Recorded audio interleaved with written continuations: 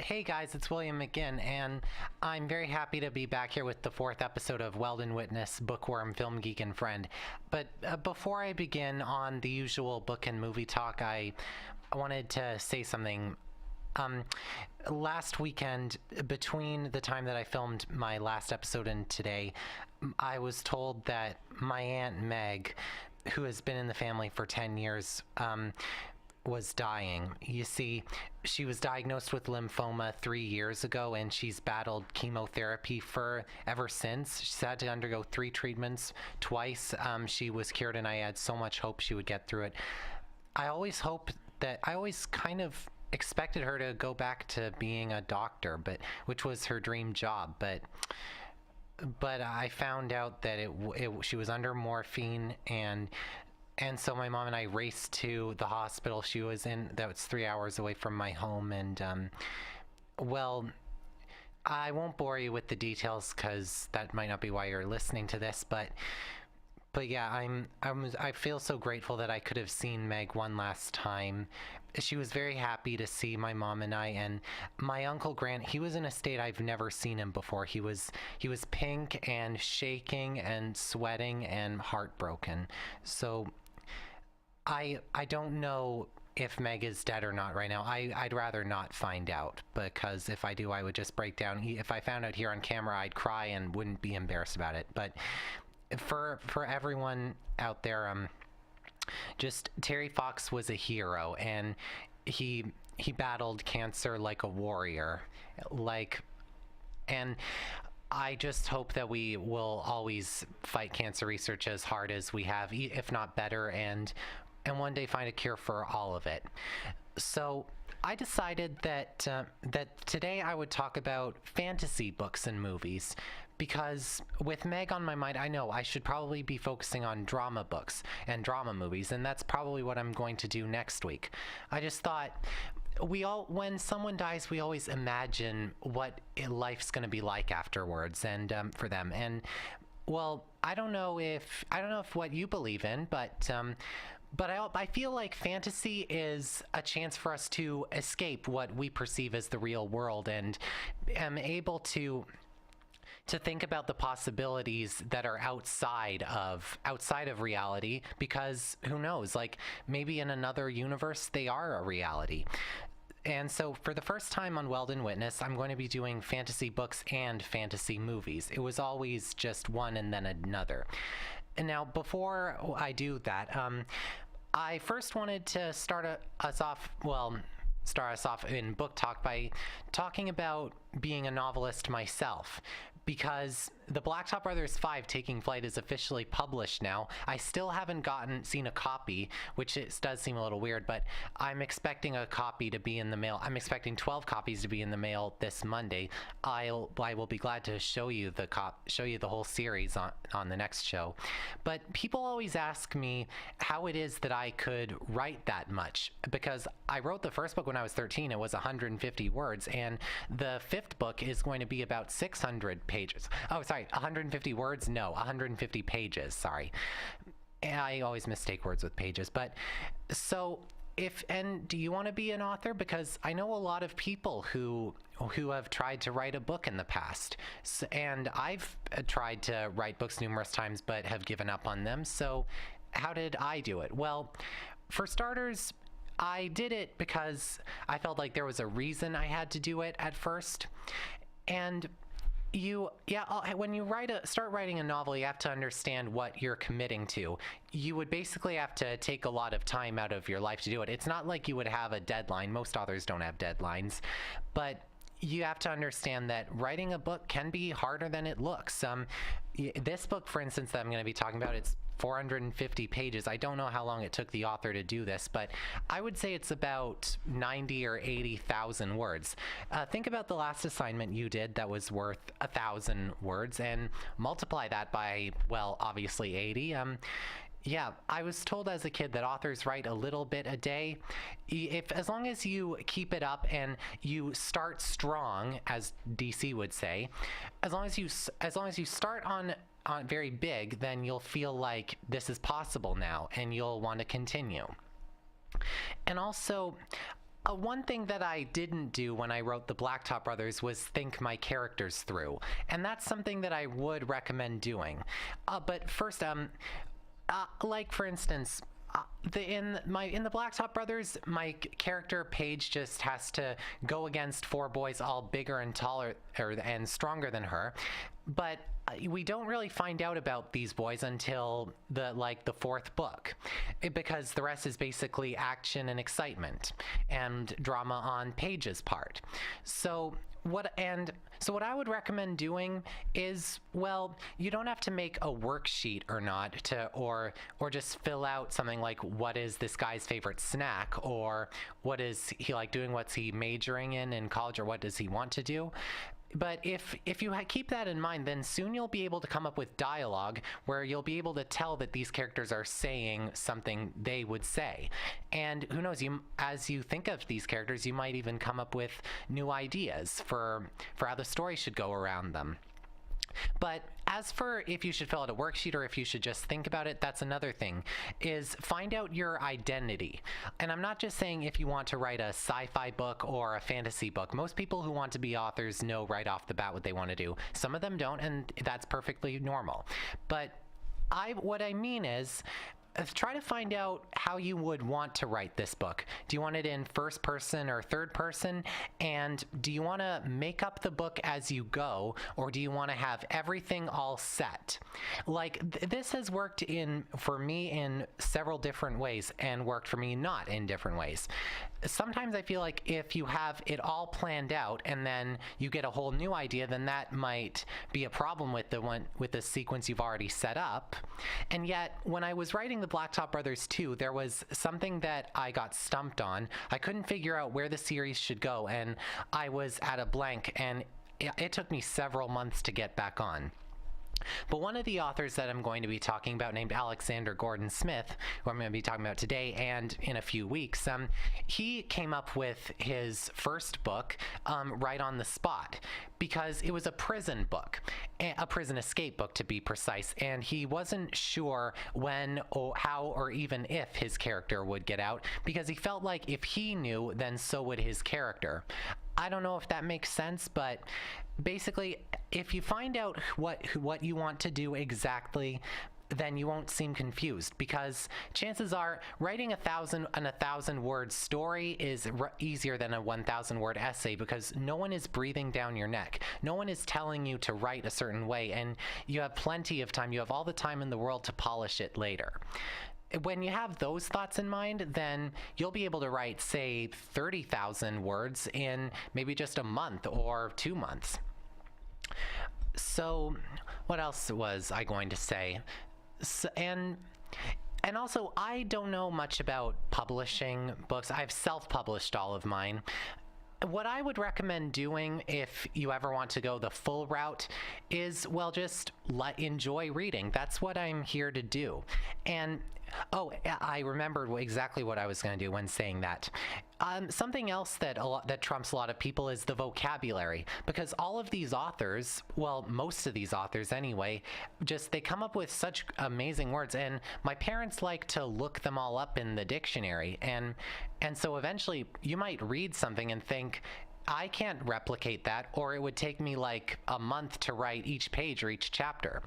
Well, my advice for finding words is to just go back to all the books that you have enjoyed reading, and find a book that you both A, enjoyed, and B, has some fancy vocabulary. You can choose a book that has one of those and not the other, but here's why I would suggest otherwise. If you like a book, then you remember what happens probably. You might even remember a few details, and you were curious, how did that author describe that again? So you'll go back, you'll find some fancy wording, or you'll find a good way the sentences are structured, and there's no problem with copying it and making it your own. Making it your own is not the same as copying. It's not like plagiarism. And And if you go to a book that you enjoyed but doesn't have good vocabulary, then chances are there's still some nice words in it. Like, people go through this with their editors all the time, and they're probably going to know a lot of words. But it might be a bit harder, and it might seem after a few pages of not finding what you want that it might be impossible after a bit. And if you decide to go to a very fancy book, then chances are you'll find a lot of amazing words, but they're probably not going to seem amazing as they go into your own story. Like, for instance, have you ever heard of the word subvocalize? It's like a word that means read in your head or read out loud. But the word subvocalize, it sounds kind of boring, doesn't it? It sounds like a chemistry word or a music term. It sounds like you're in a classroom. If you like that word, subvocalize, and you want to put it in a book, then bring it on. You'll probably be able to put it into a sentence that makes it beautiful. But if your book is full of those words, then chances are, if someone asks you what that is, you're probably going to forget, and you probably won't actually enjoy reading your own book. And here's something that I've learned in my journalism class in terms of writing stories. If you think that what you've written is garbage, then it's garbage. So basically, that's my suggestion for finding words. And also, there's a beautiful site called Thesaurus. If you look up like any word synonym, then chances are you'll find that. You'll be able to find all sorts of different words for it. Some authors don't recommend doing that, but I do recommend doing that. So I'll give you a breather now, and next we'll be talking about fantasy books. Thanks again for listening, and I hope that we'll all remember our Meg Poole. Hey guys, welcome back. So, I'm sorry, before we go to fantasy books, there's one thing I forgot to mention when discussing how to write books. When I look up words, what I would recommend doing is saving them on somewhere you'll remember, like not just writing them down, because if you type them up looking for a word as you go, then somehow it'll end up feeling like work. What I would do is when you find a word, write it down on a very special piece of paper, like a colored piece of paper. That way it won't get misplaced with all the others, and you'll be able to go back to whenever you want. Okay, so now we're going to be talking about fantasy books. So what I think makes a good fantasy book is its ability to take you out of the real universe. What you're probably thinking, duh, but what I mean is a sense of wonder, a sense that this world is now possible. And also, like, I can understand that any world can be made a certain way. I'm fine with what happened as long as there's a good why. For instance, I'm okay with everyone having to stay in school their entire lives. But I don't want to know a plausible reason for it. And that way, as long as it's realistic in the sense, then it'll feel like this society is connected with our own, and that will make it seem all the more real, and you'll be able to believe in this world more, making it all the more magical.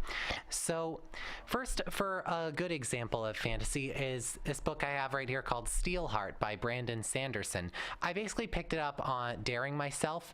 It's a world of these people called epics. They're just born with these superpowers. It is pretty X-Men-y, but all of them have one special weakness that can cause them to be killed. And we follow a kid named David Charleston who researches epics.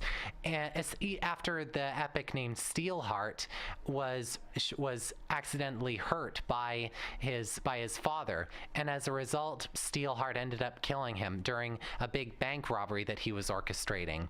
Because you see, this Steelheart has an unknown weakness, and when David's dad accidentally hurt him, there was a weakness. David just doesn't know what. But ever since then, the entire world of New Charleston, which used to be New York, is now just coated in steel. And And David has to join these people called the Reckoners that are rebels fighting against these epics that now pretty much just rule the entire North America. I ended up speeding through them, but sometimes you might end up thinking that it slows down a little bit, but David comes up with the best similes. An easier way to say it is metaphors, but you could basically say, I feel like a brick in porridge. I feel like a piece of tissue paper in a hurricane. I feel like a piece of bread at a cake party. It's like these things are so weird, and all of his Reckoner friends know it. Each of these Reckoners, they have a special purpose. Some of them might even be hiding some stuff. And what I liked about Steelheart so much that I brought it in here today is its twist. I found out what made Steelheart what was Steelheart's weakness, and it was so obvious and yet so genius. I couldn't believe it. And there's also another mystery in Firefight. It takes place in a place called New Cago. I bet you can guess where that is. It's a different epic called Firefight. But actually there's another epic. I forget her name. She's a very special one that controls water in a certain way. It all feels like a big video game often, and a video game with a certain relationship between David and a love interest that goes a little deeper than I expected it to.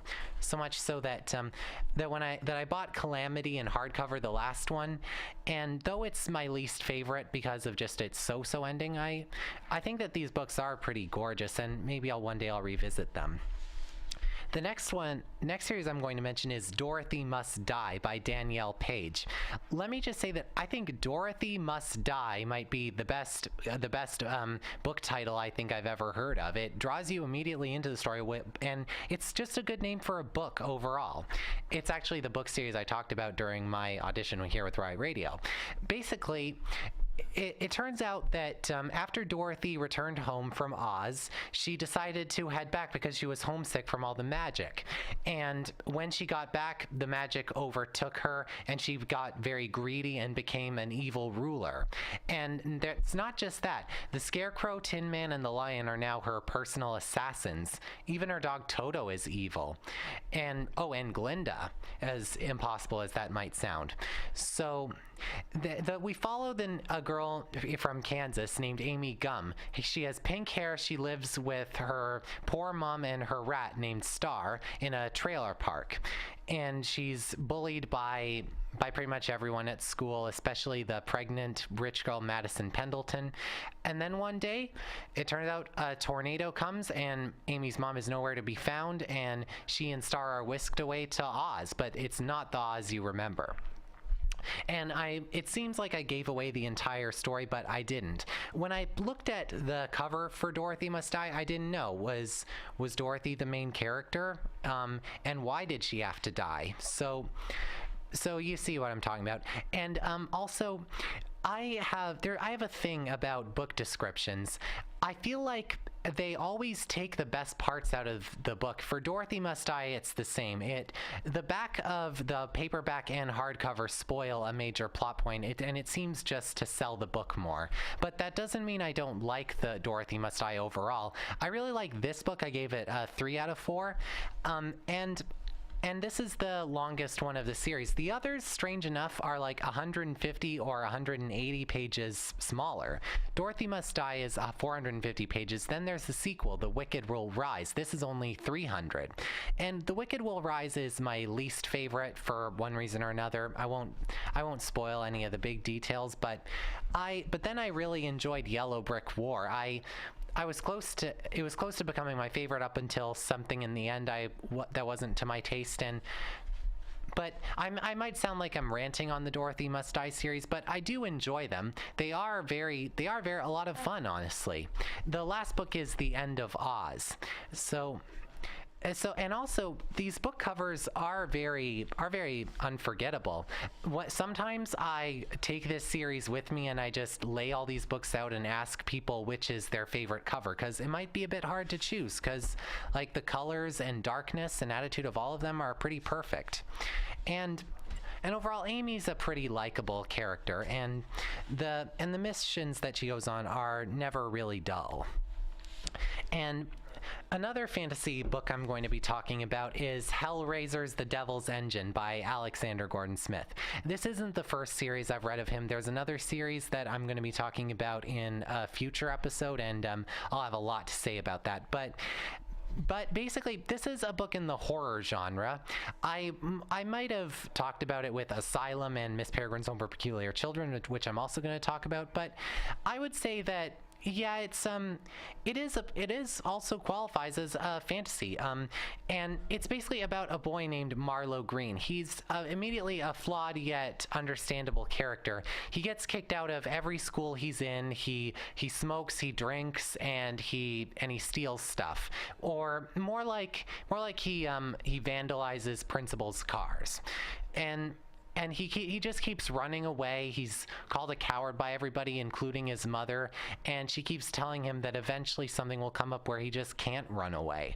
Have you ever felt that way? Like something's heading towards you and you just want to scream and smash and steal a Coke from the convenience store? Well, you can feel that through Hellraisers, and there's also a side character named Pan, or Pandora, a girl, spoilers, and well, I would say that this book does kick off at a very fast pace, like already the end of the world, which I had a mixed reaction to.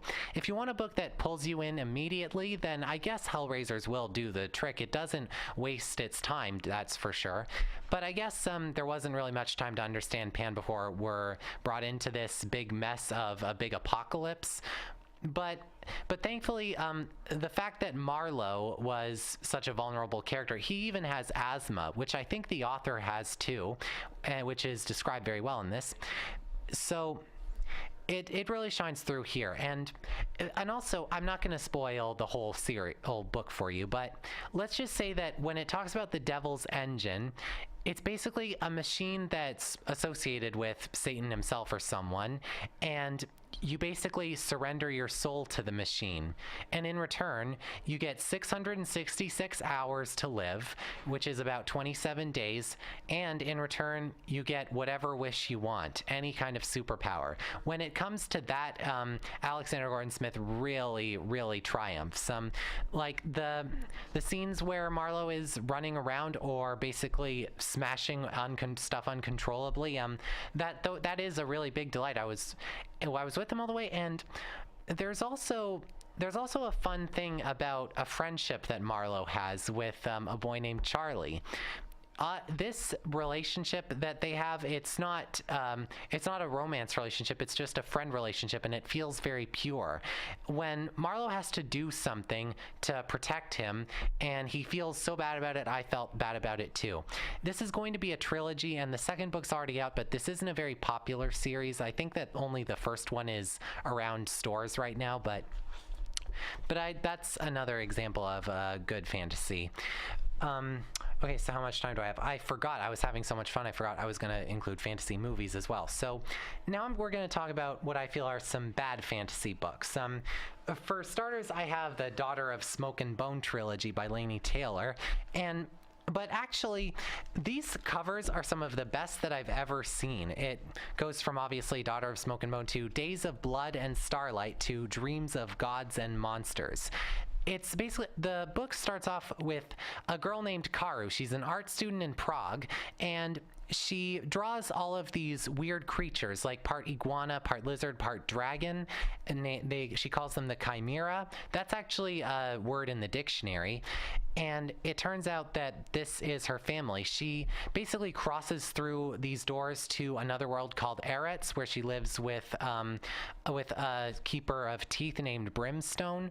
We don't know what the Brimstone needs these teeth for, but this is a world also with angels named Seraphim, and one of these Seraphim is named Akiva.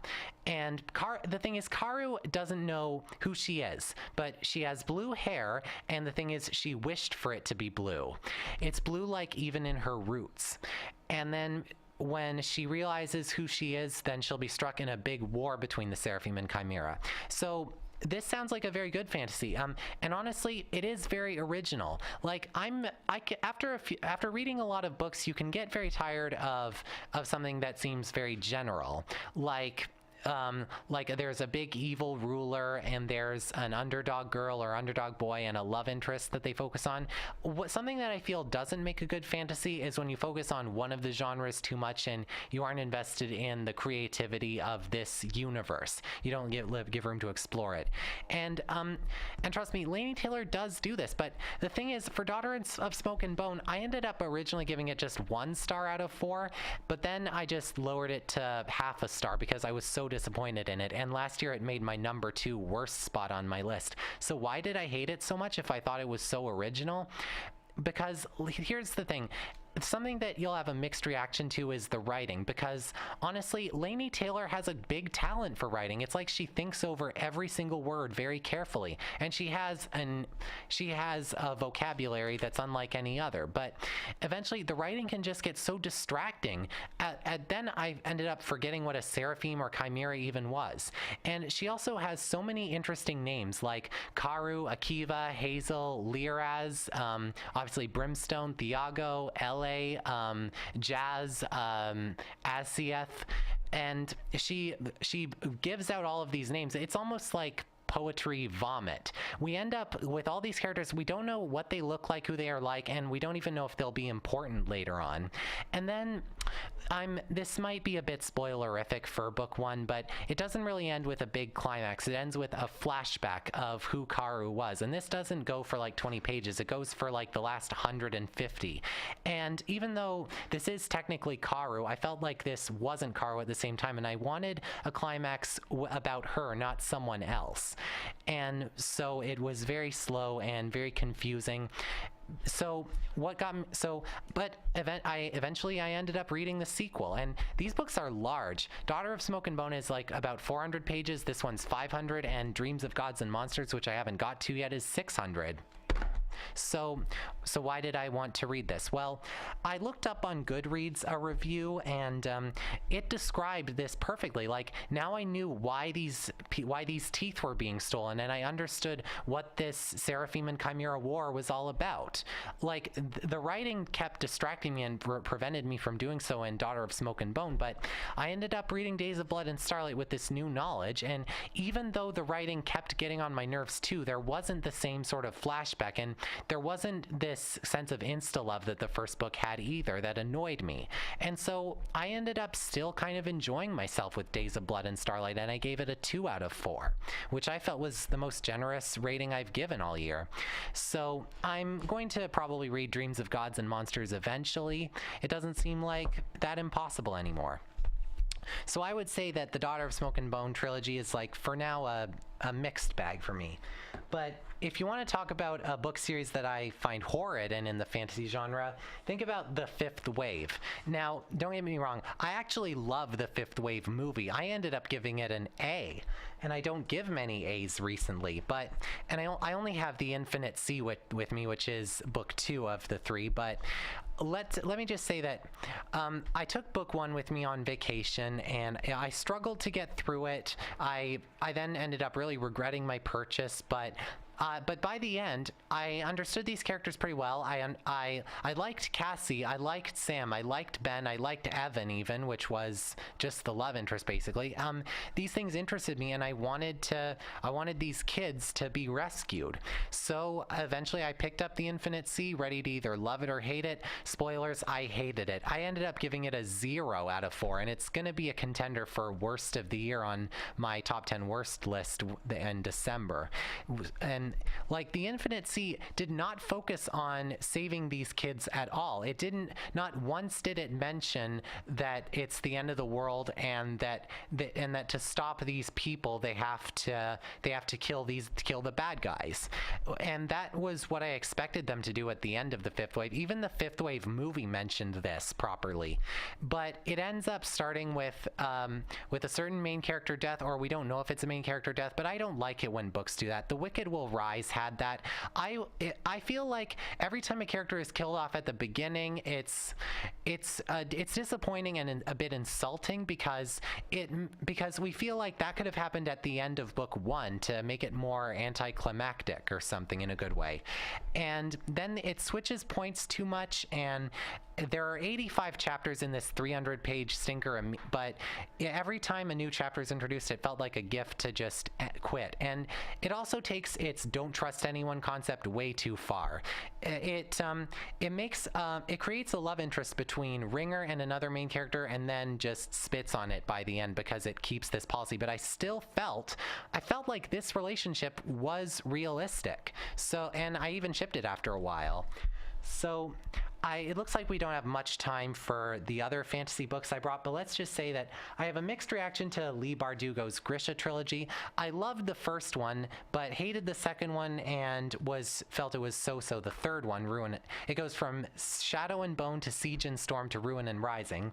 And a book that I don't really like that much at all, but don't hate is Frost Blood by Ellie Blake. It felt too similar to all the other books I've read. Just like I said, evil empire, kid with powers, and it felt too similar to all the other books I've read. So when I get back, we'll be talking about fantasy movies. Thanks for listening, and thank you for your patience.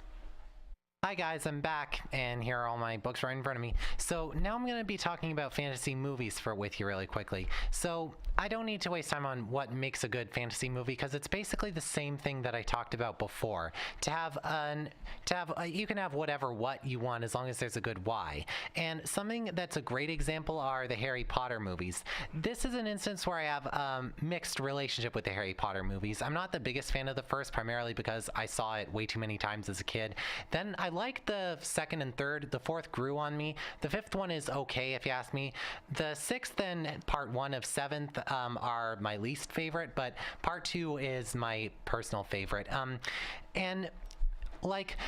There's so much to say about the Harry Potter books and movies. I could make an entire episode just talking about Harry Potter. And even though I've never read the books, well, I've read the first three when I was back in 5th grade, but yeah. I feel like the Harry Potter books end up being good. They have a lot of about politics, like especially in the 5th one when Voldemort has returned, and Harry knows it, but there's no actual evidence other than what Harry has claimed, and the body of Cedric Diggory, and we become infuriated after a while that no one believes Harry, and he's trying to warn them. I also enjoyed the fact that that's when people really start rebelling against the Ministry in school and out in the world. And I found that being taught magic at a school was realistic for the age these characters were in. And now for another example are basically Robert Rodriguez kids films. Now some of these are also sci-fi, I would say, but the one that I would talk about fantasy the most is Shark Boy and Lava Girl. I ended up watching that in 2006 while on vacation in Mexico. I remember I was with a group of kids on a beach and we saw it. I fell in love with it instantly, and I think that every kid who watches it and every kid will love it because everyone has at one time or another a fantasy of dreams. I feel that dreams are almost like portals to another world, to the afterlife. And kids will believe anything. They'll believe that Pokemon are real. They'll believe that monsters and magic and shark boys are real.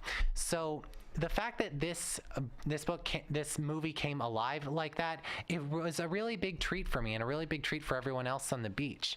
Some critics even say that if they were 8 years old, they'd probably think this was the best movie ever made.